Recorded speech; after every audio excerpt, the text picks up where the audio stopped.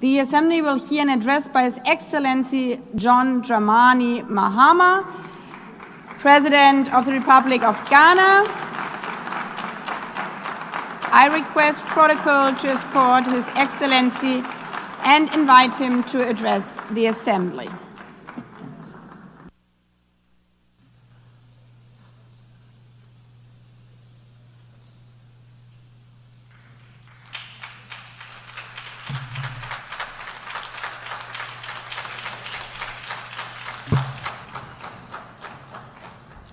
Thank you, Madam President, Mr. Secretary General, Excellencies, ladies and gentlemen. At this 80th session of the United Nations General Assembly, I'd like to speak about Africa's role in the future of this organization. However, it's impossible to do that without first considering the collective role that Africa played in its founding, which was small and relatively insignificant. Of the 51 member states involved in the founding of the United Nations in 1945, only 4 were African: Egypt, Ethiopia, Liberia, and South Africa. It is important to point out that the United Nations came into being in the aftermath of World War II because of the inability of its predecessor, the League of Nations, to avert a large-scale global conflict, which had been its guiding purpose when it was founded in 1920 at the end of the First World War. Out of the 42 founding member states of the League of Nations, only 3 were African: Liberia, the Union of South Africa, and Ethiopia. Egypt was to join later in 1937. Africa's overall participation in the organization's founding was minimal and relatively unimportant. That's because before all the other talks and meetings, representatives from a group of 14 nations gathered in Berlin for a series of discussions that began in 1884 and which led to the partitioning and formal colonization of the African continent, which is also called the Scramble for Africa. It has famously been written that past is prologue.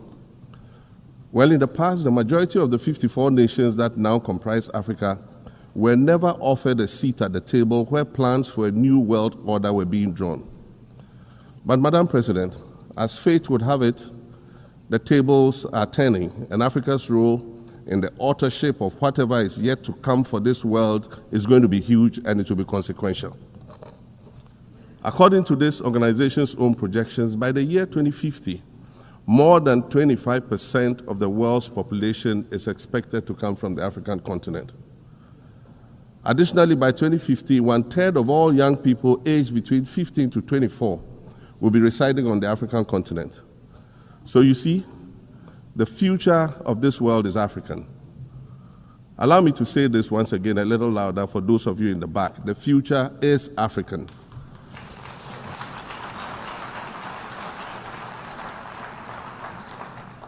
Already today, Africa is a catalyst for human potential and development, as well as for economic reform and ecological stability.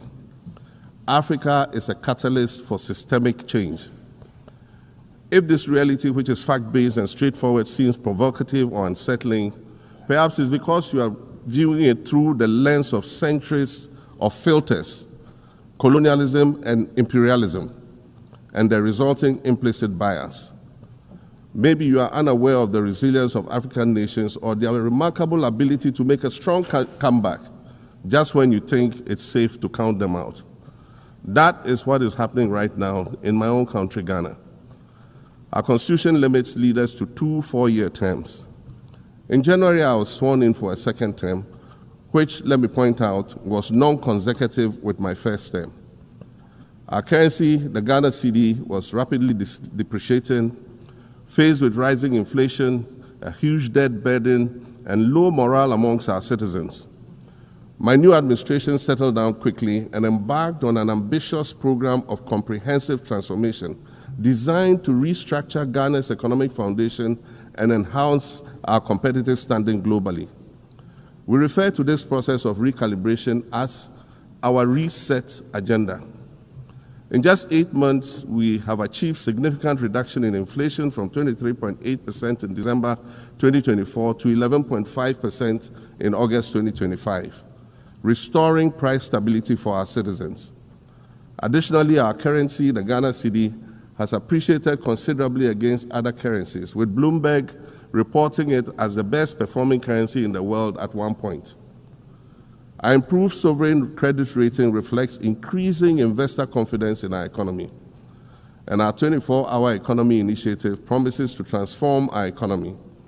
And there's a renewed willingness amongst our people to trust that their elected officials have Ghana's interests at heart and that we're progressing together.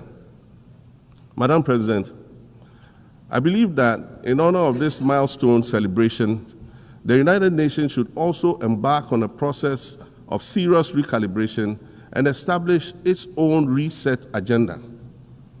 Since the organization's founding, the number of UN member nations has nearly quadrupled.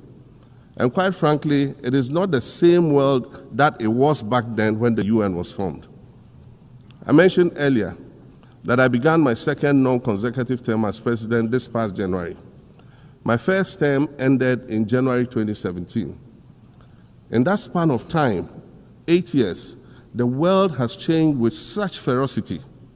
My first days in office after my return felt as though I had just awakened from a Rip Van Winkle-style sleep. Now, no, that was only after 8 years. Imagine then what it will be like after 80 years since the founding of the United Nations. In 1945, the sun had not yet set on the largest empire in history. The most common mode of international travel was by sea. The personal computer had not been invented, let alone made portable. And television, a new convenience, was still in its infancy, albeit in black and white color. Relations between the US and the Soviet Union were turning frosty, with Winston Churchill declaring that an iron curtain has descended across the European continent. Fast track 80 years on, in today's world, hundreds of thousands of commercial flights take off and land every day. Libraries have been digitized so that volumes of literature can exist on a small device, small enough to fit inside your pocket.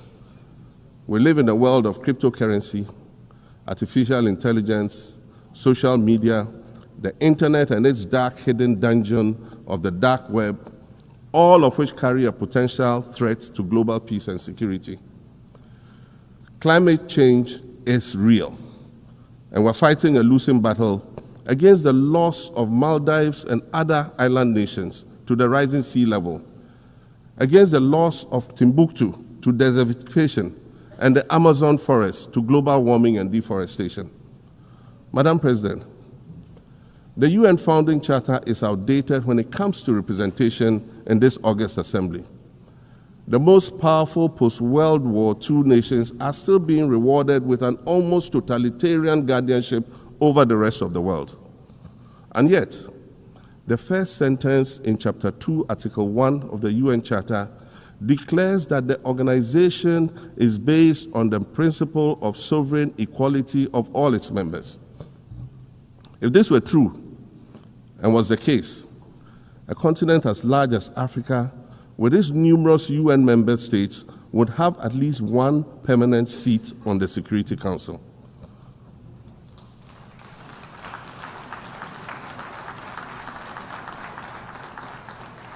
Furthermore, we believe that veto power should not be restricted to only 5 nations, nor should it be absolute.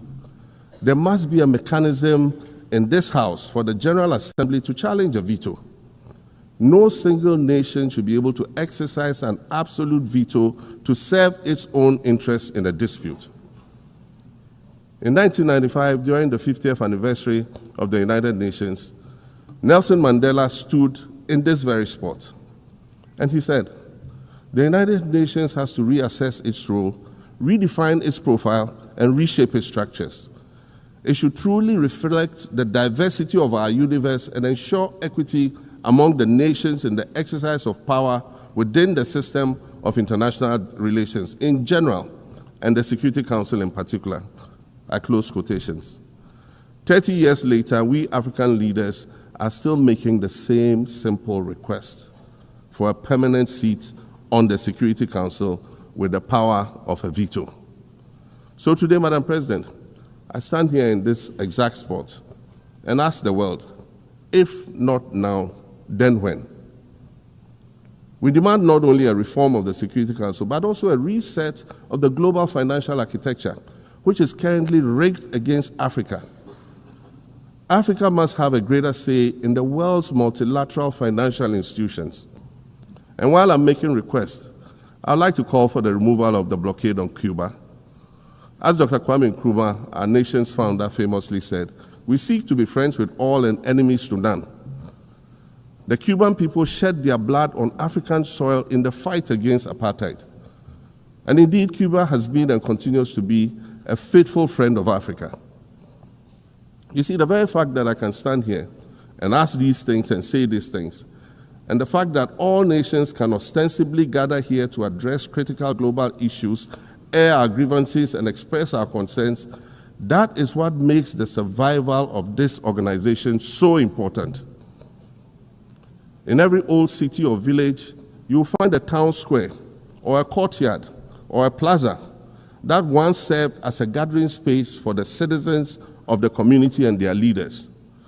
Meetings and celebrations were held there, as were trials and elections. And these were spaces that brought people together and held them together as a community. Sadly, time and technology have eroded these spaces. Madam President, in many ways, the United Nations is the proverbial town square of our modern global village. And it has never been more critical for us to protect this one space that brings and holds the world nations together as a community. The internet, social media platforms, and artificial intelligence offer us the illusion of connectivity, when in fact what they do is reinforce isolation by using algorithms that ensure that we do not receive new ideas and perspectives, but rather more of the same content. We are served alternative facts and manipulated images, making it easy to disseminate disinformation and sow seeds of division amongst communities. Madam President, these are dangerous times. Our world is currently experiencing a rise in nationalism and economic instability. There's a general breakdown of multilateralism. Various acts of aggression have been committed against the sovereignty of others, and nations are attempting to circumvent the very safeguards that were put in place to prevent large-scale global conflict. These conditions are all too similar to the ones that led to the League of Nations' failure in fulfilling its mandate. The denial of visas to President Abbas and the Palestinian delegation sets a bad precedent and should be deeply worrying to all member nations of the United Nations. Ghana recognized the state of Palestine in 1988 and supported a two-state solution to the conflict since then. And I say, contrary to the claims of some, a two-state solution would not be a reward for Hamas.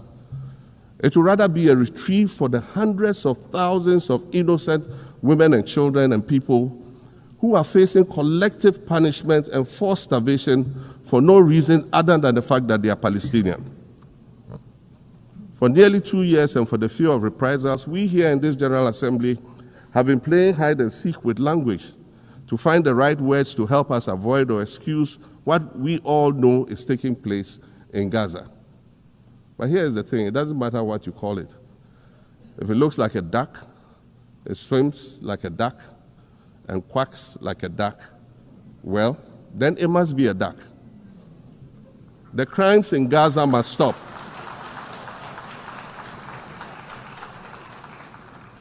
The crimes in Gaza must stop. Madam President, I also want to draw particular attention to the conflict in Sudan, which this body has described as the world's largest humanitarian crisis. 12 million people have had to flee their homes. And when we speak of migration, we refer to the 12 million new Sudanese refugees, whom we as a global community should be willing to assist in much the same way that many member nations readily assisted new refugees coming out of Ukraine. Let's dispense with the euphemisms and dog whistles and speak frankly. It is not a mystery that when leaders of Western nations complain of their migration problems, they are often referring to immigrants from the global south. But many of those immigrants are climate refugees. And interestingly, the global north emits 75% more greenhouse gases than the global south. However, the effects of climate change are more severe in the global south because we lack the resources to address them effectively. And so when the desert encroaches on our villages and towns and they become unlivable, we are forced to flee. Warsan Shire, a Somali-born prophet, a Somali-British poet born in Kenya to Somalian refugee parents, was London's first youth poet laureate. She writes in her poem titled Home. And it says, you have to understand that no one puts their children in a boat unless the water is safer than the land. No one bends their palms under trains beneath carriages. No one spends days and nights in the stomach of a truck feeding on newspaper unless the miles traveled mean something more than just a journey. Madam President, we cannot normalize cruelty. We cannot normalize hatred. We cannot normalize xenophobia and racism. If we're going to tell a story, let's not tell it slant. Let's tell all the truth. When we speak of migrants, we speak of Mami Ewusi Mensah Frimpong, a judge on the U.S. District Court for the Central District of California. She's the first black female judge on any of California's 4 federal district courts. She was born here in America to immigrant parents from Ghana. We speak of Peter Bosman, a medical doctor in Ghana who moved to the town of Piran in Slovenia in the 1980s and later became the first black mayor of Piran, the first black mayor in Slovenia and in the whole of Eastern Europe. We speak of T. Michael, the iconic Ghanaian Norwegian artist and designer. And of course, we speak of the late Kofi Annan, former United Nations Secretary General.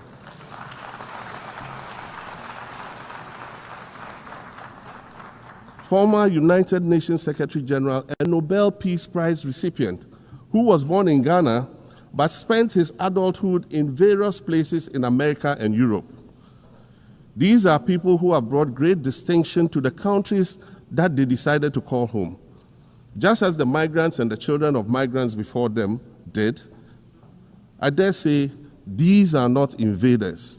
These are not criminals. Madam President, the slave trade must be recognized as the greatest crime against humanity. As the African champion on reparations, Ghana intends to introduce a motion in this August body to that effect. More than 12.5 million Africans were forcibly taken against their will and transported to create wealth for the powerful Western nations. We must demand reparations for the enslavement of our people and the colonization of our land that resulted in the theft of our natural resources, as well as the looting of artifacts and other items of cultural heritage that have yet to be returned in total. We recognize the value of our land and the value of our lives, as did our colonizers, as well as the governments that happily paid reparations to former slave owners as compensation for the loss of their property, in quotes, and that property for which they received compensation was paid referred to enslaved people who had been freed. Madam President, an increasingly insecure world is witnessing upward spending on defense budgets of bilateral partners and steep cuts in official development assistance. Since July 2024, it is estimated that there's been a 40% drop in humanitarian aid globally. In this era of global uncertainty, Africa must exercise sovereignty over its natural resources to raise the necessary funds to ensure the well-being of its citizens. The days of parceling out vast concession areas to foreign interests for exploitation must come to an end. We'll continue to welcome foreign investment, but we must negotiate better for a bigger share of the natural resources that belong to us. And we must insist on value addition to these resources. We're tired of the continued image of poverty-stricken, disease-ridden rural communities living at the periphery of huge foreign-controlled natural resource concession areas. We're tired of having people extract the most they can from us and in return offer us the very least by way of respect, consideration, and dignity. We're tired of not being represented in ways that reveal the richness and complexity of our history or acknowledge all that we have overcome to arrive here in this liminal space of untold possibilities. Allow me to echo the Indian-American writer Arundhati Roy, who wrote, "Another world is not only possible, she is on her way. On a quiet day, I can hear her briefing." I want to add that for the sake of Africa, and quite selfishly for the sake of my 18-year-old daughter, I hope that this new world that is arriving is a place of safety and equality for women and girls. To succeed, we must empower everyone, including women and girls, to reach their full potential. In closing, Madam President, I'd like to congratulate you on your election to preside over this historic 80th General Assembly and on being the 5th woman to hold this distinction. I'd also like to congratulate Her Excellency Nana Jane Opoku-Agyeman on being the first woman Vice President of Ghana.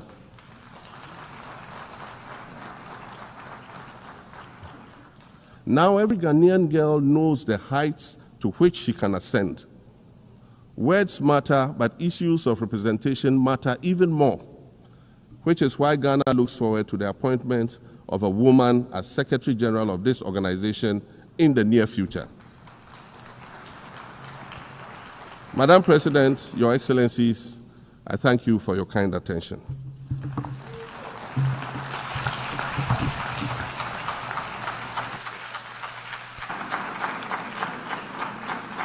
On behalf of the General Assembly, I wish to thank the President of the Republic